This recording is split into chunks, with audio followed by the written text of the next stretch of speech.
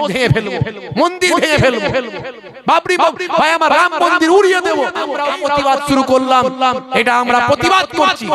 আমরা রাম মন্দিরের উদ্বোধন আছে, সেই নিয়ে সাজো সাজো রব একটা সারা ভারতবর্ষের বুকে। তারা রাম মন্দির উদ্বোধন করবেন, এতে আমাদের দুঃখ পাওয়ার কিছু নাই। কারণ বিচারে যেটা সুপ্রিম কোর্ট বলেছে আমরা সেটাকে স্যালুট জানিয়েছি। কারণ আমরা দেশপ্রেমিক, দেশকে ভালোবাসা ঈমানের অঙ্গ, এটা আমার রাসূল জানিয়ে দিয়েছেন। হুব্বুল ওয়াতানি মিনাল ঈমান, দেশপ্রেম হলো ঈমানের অঙ্গ। আমরা সুপ্রিম কোর্টের রায়কে মান্যতা দিয়েছি। সুপ্রিম কোর্ট বলে দিয়েছিল, আপনাদের জানা আছে সুপ্রিম কোর্ট যে রায়টা দিয়েছিল কোন এভিডেন্সের ভিত্তিতে দেয়নি। সুপ্রিম কোর্ট রায় দিয়েছিল ভাই আমার মানুষের আবেগ আর ভালোবাসা, আস্থার উপরে রায় দিয়েছিল। কারণ বাবরি মসজিদের তলায় এমন কোন খাঁচা পাওয়া যায়নি, এমন কোন ভাই আমার জিনিস পাওয়া যায়নি যার দ্বারা কোনো কিছুকে ভেঙে সেখানে বাবরি মসজিদ হয়েছে, এমন প্রমাণ কিছু হয়নি। তাই সুপ্রিম কোর্ট বলেছিল কোটি কোটি মানুষের আস্থা, সে আস্থাকে আমরা সম্মান জানাই। শুধু তাই নয়, সুপ্রিম কোর্ট একটা বিশাল মসজিদ করার জন্য জায়গা দিয়েছে, 5 একরেরও বেশি জায়গা। আপনারা জানেন বাবরি মসজিদ, রাম মন্দির যেখানে হচ্ছে বাবরি মসজিদের জায়গায়, আমরা ওটাকে তো মসজিদের জায়গা বলেই মনে করি এবং সারা জীবন মনে করব যে মসজিদ ওখানেই ছিল।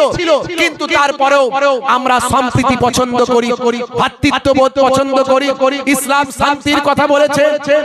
ISLAM Islam, I for I, S for suit, L for love, A for wall, M for mankind, I shall love all mankind। অর্থাৎ আমার উচিত সারা বিশ্বের মানুষকে ভালোবাসা। তাই আমরা ভালোবাসার নিদর্শন দেখিয়ে আমরা ভারতীয় মুসলমান, আমরা লক্ষ লক্ষ কোটি কোটি আমার হিন্দু ভাইদের সঙ্গে একসঙ্গে মিলেমিশে বাস করি। তাদের ভাই আমার আস্থাকে মর্যাদা দিয়ে, সুপ্রিম কোর্টের কথাকে মান্যতা দিয়ে আমরা তাদের কথা মেনে নিয়ে আমরা স্বীকার করে নিয়েছি। কিন্তু আমাদের পূর্বপুরুষ থেকে শুরু করে আমাদের আফটার জেনারেশন জানে এবং জানবে যে ওইখানেই মসজিদ ছিল, মসজিদ ছিল, মসজিদ ছিল। আজকে সেই মসজিদের জায়গা চেঞ্জ করে আপনারা জানেন বর্তমানে যেখানে রাম মন্দির হচ্ছে সেখান থেকে আরো 25 কিলোমিটার দূরে একটা মসজিদ করা হবে। সেই মসজিদ হবে ভারতবর্ষের 1 নাম্বার মসজিদ। আপনারা জানেন ভারতবর্ষের 1 নাম্বার মসজিদ। যদিও মসজিদ করছেন আমরা খুশি, আমরা অখুশি নয়, কিন্তু তারপরেও আমাদের হৃদয়ে, আমাদের আবেগে, আমাদের ভালোবাসায়, আমাদের মহাব্বতে যে আঘাত আমরা পেয়েছি সেটা হয়তো কোনোদিন ভুলতে পারবো কিনা জানি না আমরা।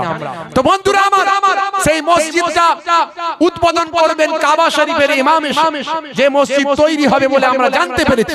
ভাইরা আমার, তরুণ যুবকেরা আমার, সেটা তৈরি হবে এই অযোধ্যা থেকে আরো 25 কিলোমিটার দূরে। আজকে সেই রাম মন্দিরকে নিয়ে সাজো সাজো রব উঠেছে।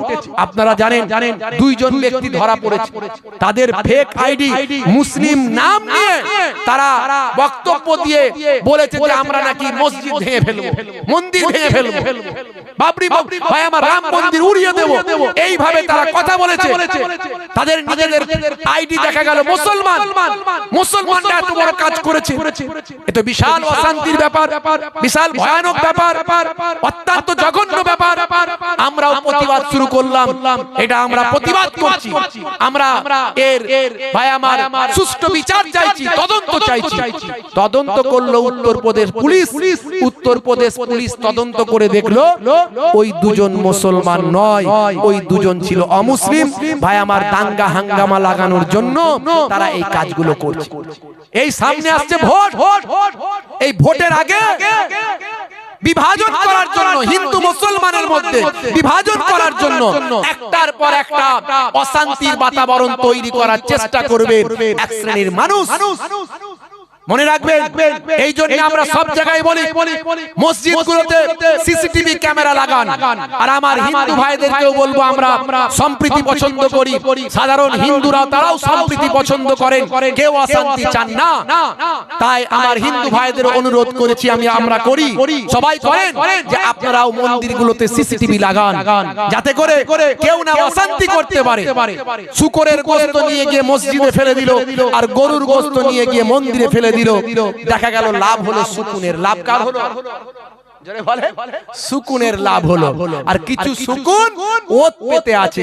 তাই একজন বাবা তার বক্তব্যে কোরআনের ব্যাখ্যা করতে গিয়ে ইসলামকে ছোট করেছে, বলছে মুসলমানদের ধর্মে কোরআনে বলা হয়েছে যে কি বলা হয়েছে না, তোমরা ওই দাসীদের সঙ্গে, আগেকার যুগে দাস দাসী ছিল না, দাসীদের সঙ্গে যৌন ক্রিয়াকর্ম করো। মুসলিম পুরুষদেরকে বলা হয়েছে নাকি দাসীদের সঙ্গে যৌন ক্রিয়া কাজ করো। এই রকম ভাবে কোরআনে নাকি বলা হয়েছে বলে তারা একটা সমাজের বুকে ইসলামের ভাবমূর্তিকে খারাপ করার জন্য, কোরআনকে মানুষের কাছে ছোট করার জন্য তারা এই চক্রান্ত চালিয়ে যাচ্ছে। আমি এদের কোনো বাবা বলে মনে করি না, কারণ যে প্রকৃত ধর্মগুরু সে হিন্দু ধর্মের হোক, খ্রিস্টান ধর্মের হোক, আর ইসলাম ধর্মের হোক, তারা একে অপরের ধর্মকে সম্মান করতে শেখায়, রেসপেক্ট করতে শেখায়। তাই আমার নবী জানিয়ে দিয়েছেন, লা ইয়ারহামুল্লাহু মান লা ইয়ারহামুন নাস, যে মনুষ্য জাতির উপর দয়া করে না, মহান আল্লাহ তার উপর দয়া করে না। ইসলামে বলা হয়েছে তুমি অন্যের ধর্মকে খারাপ বলো না, কারণ সেও তোমার ধর্মকে খারাপ বলবে। বন্ধুরা আমার, তরুণ যুবকেরা আমার, মুরব্বিয়ানেরা আমার, কোরআনে তাই বলতে বলতে বলা হয়েছে, কোরআনে বলা হয়েছে লাকুম দীনুকুম ওয়ালিয়া দীন, তোমার ধর্ম তুমি পালন করো, আমার ধর্ম আমি করি। আবার অন্য জায়গায় এই জন্যই বলা হয়েছে লা ইকরাহা ফিদ্দীন, ধর্মে কোনো জবরদস্তি নাই, জোর করে ধর্ম হয় না, ধর্ম হলো ভালোবাসার জিনিস। ইসলাম সম্পর্কে কথা বলতে গেলে ইসলাম সম্পর্কে রিসার্চ করতে হবে। প্রত্যেক ধর্মই শান্তি সম্প্রীতি ভ্রাতৃত্বের কথা বলে, আর ইসলাম তার থেকে ব্যতিক্রম নয়, অনেক বেশি বেশি শান্তির কথা বলেছে। ভাই আমার, দোস্ত আমার, ভুকে কো খানা খিলানে কা নাম है ইসলাম। জোরে হবে না?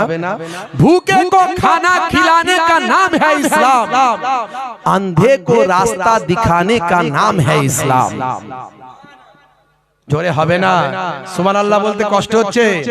अंधे को रास्ता दिखाने का नाम है इस्लाम, अमानत का नाम है इस्लाम, हिदायत का नाम है इस्लाम, इबादत का नाम है इस्लाम, और मोहब्बत का नाम है इस्लाम। जोरे হবে না? আল্লাহর মনোনীত ধর্ম হলো ইসলাম। ইন্নাদ-দীনা ইনদাল্লাহিল ইসলাম। বন্ধুরা আমার, তরুণ যুবকেরা আমার, সে যে কোরআনের আয়াতটাকে অপব্যাখ্যা করেছে, সে যদি আগের দুটো আয়াত পড়তো, পরের দুটো আয়াত পড়তো, তাহলে তার ভুলটা ভেঙে যেত। কোরআন মাজিদ দীর্ঘ 23 বছর ধরে অবতীর্ণ হয়েছে মক্কা শরীফ, মদিনা শরীফ। তৎকালীন যুগের বর্তমান প্রেক্ষাপটে, সেই সময়কার সিচুয়েশন অনুযায়ী, তৎকালীন যুগে মাইট ইজ রাইট, জজ্জার মুল্লুক তার, এই রকম একটা পরিবেশ ছিল। মানুষ মদ পান করত, তাই ডাইরেক্ট প্রথমে মদের আয়াত নাজিল হয়নি, মদ হারাম বললে লোকে মানতে পারবে না। একটা অপরাধ লোকে করছে সমাজে, ডাইরেক্ট সেটা যদি বলে এটা করবে না, হারাম, মানুষ মানতে পারবে না। সেটাকে আস্তে আস্তে কমাতে হবে। এটাই হলো হিকমা, এটাই হলো কৌশল। এই জন্য ইসলাম বলেছে উদউ ইলা সাবিল রাব্বিকা বিল হিকমাতি ওয়াল মাউইজাতিল হাসানা, এই কৌশল অবলম্বন করার কথা বলা হয়েছে।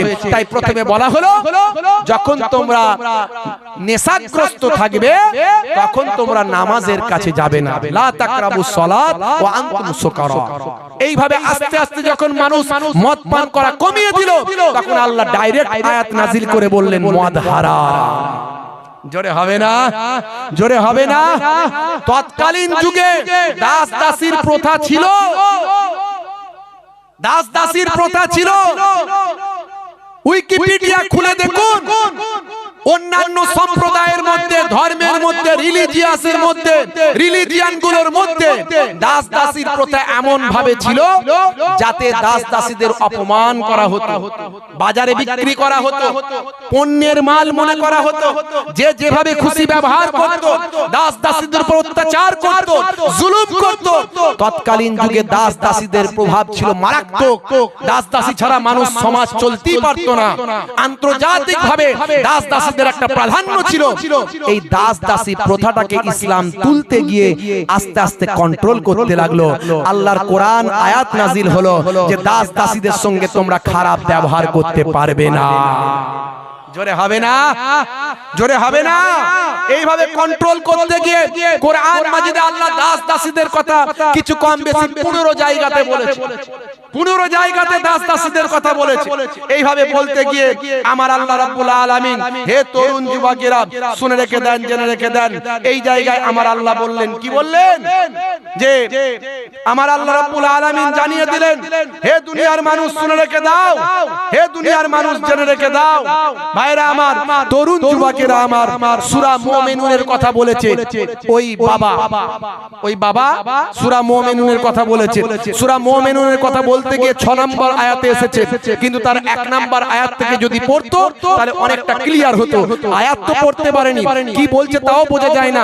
একটা কথাই বোঝা গেল যে কোরআন মানার দরকার নাই। বলেছে কোরআন মানার দরকার নাই। বুঝতে পারছেন বন্ধুরা আমার, তরুণ যুবকেরা আমার, এখানে সূরা মুমিনুনে আমার আল্লাহ রাব্বুল আলামিন কি কথা বলছেন শুনে রেখে দেন।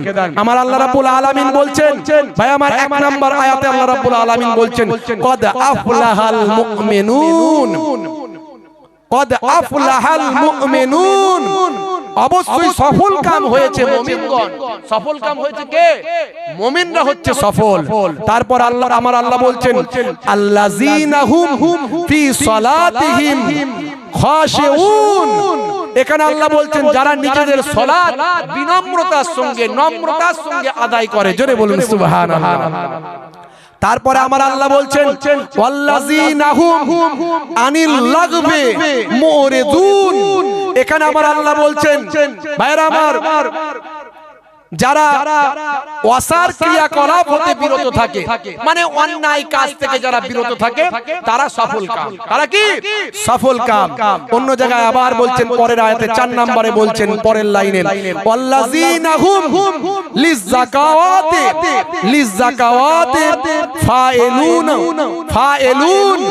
যারা যাকাত প্রদানে সক্রিয়, যারা যাকাত প্রদানে সক্রিয়। ওয়াল্লাযীনা হুম লিযাকাওয়াতি ফাইলুন, যারা যাকাত প্রদানে সক্রিয়। 5 নম্বরে বলছেন, ওয়াল্লাযীনা হুম লিফুরুজিহিম হাফিজুন। অর্থাৎ এই 5 নম্বরে বলছে যারা নিজেদের যৌনাঙ্গকে সংযত রাখে তারা সফল কাম। জোরে বলুন সুবহানাল্লাহ। যারা নিজেদের যৌনাঙ্গকে সংযত রাখে তারা হলো সফল। জোরে বলুন সুবহানাল্লাহ। এবারে আল্লাহ বলছেন, ইল্লা আলা আজওয়াজিহিম আও মা মালাকাত আইমানুহুম। তারপর ভাইরা আমার, তরুণ যুবকেরা আমার, মুরব্বিয়ানেরা আমার, ফাইন্নাহুম গায়রু মালুমিন। ভাইরা আমার, এখানে আমার আল্লাহ বলছেন নিজেদের পত্নী, নিজেদের স্ত্রী অথবা অধিকারভুক্ত দাস দাসী ব্যতীত এতে তারা নিন্দনীয় হবে না। মানে নিজেদের স্ত্রী এবং দাস দাসীদের সঙ্গে যৌন ক্রিয়া করতে পারে।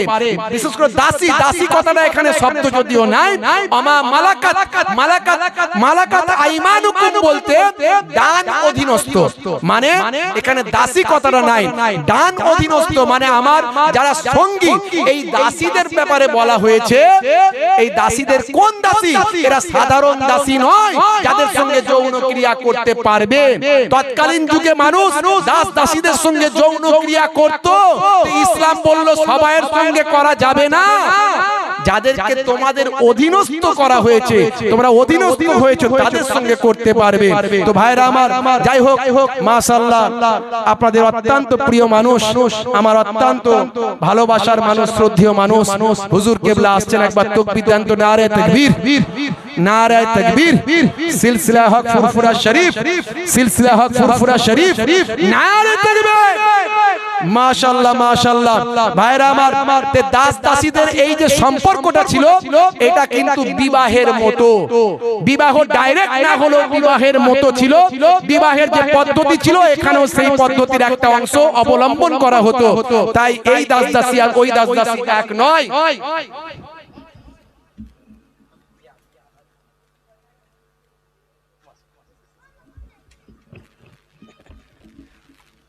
যাক মাশাআল্লাহ, হুজুর কেবলা চলে এসেছেন, আমাদের অত্যন্ত শ্রদ্ধা ভাজন হুজুর পীর কেবলা এসে গেছেন।